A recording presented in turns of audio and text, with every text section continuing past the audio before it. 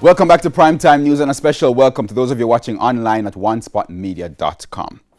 We begin this evening with news that White House officials are expressing serious concerns about the health of U.S. President Donald Trump. President Trump was airlifted to hospital late this afternoon after testing positive for COVID-19 last night.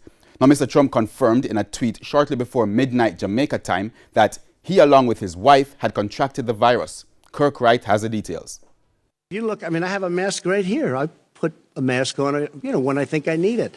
Tonight, as an example, everybody's had a test and you've had social distancing and all of the things that you have to, but I wear masks when needed. When needed, I wear masks. Okay, let me ask. I don't wear masks like him. Every time you see him, he's got a mask. He could be speaking 200 feet away from it. He shows up with the biggest mask I've ever seen. This was United States President Donald Trump this week when asked about the effectiveness of masks in circulating the coronavirus.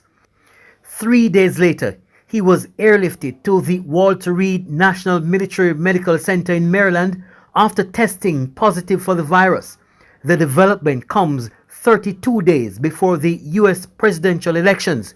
A White House official says the president is experiencing mild symptoms. He's had mild symptoms, but he is hard at work. We're having to slow him down a little bit.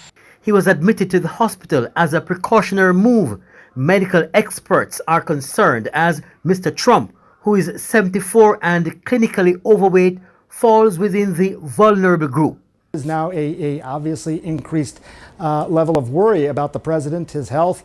As Lena was just saying, I don't know what specifically is triggering this. If we know the sorts of things that typically require hospitalization, if someone's having difficulty breathing, if they're having any kind of chest pain, if their symptoms are just progressively worsening, those are all concerns.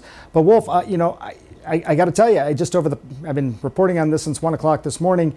I think that this is an important call, and it's a right call. I think that having the president and frankly any patient of his age with his vulnerabilities and now with these progressive symptoms, being in the hospital if possible is the right thing to do here. Contact tracing is now being done at the White House, and there are questions as to who may have come in contact with the president. Meanwhile, although testing negative for the virus, Democratic presidential hopeful has been advised to do another test after spending 90 minutes on stage with Mr. Trump in Tuesday's debate. Kirk Wright, TVJ News.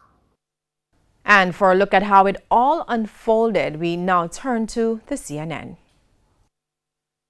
Shocking news from the White House overnight. We're obviously all hoping he and the First Lady don't develop much in the way of symptoms. President and Mrs. Trump both tweeting early Friday morning that they have tested positive for the coronavirus. The important thing is that he is in an age group that does carry risk for severe COVID. So this is very concerning. The announcement came just hours after Hope Hicks, one of the president's top aides, tested positive for COVID-19.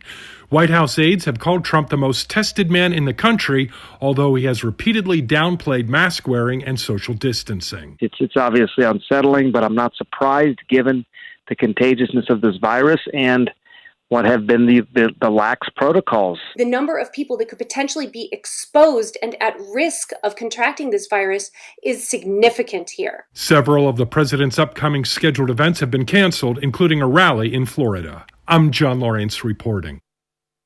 And 5 more senior citizens died yesterday from COVID-19 in Jamaica.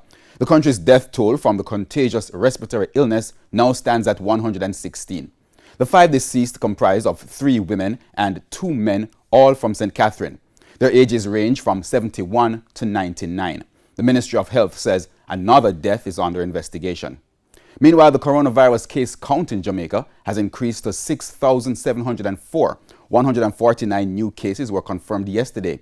The new cases include persons ranging from 11 days to 88 years. There are now 4,386 active cases in Jamaica.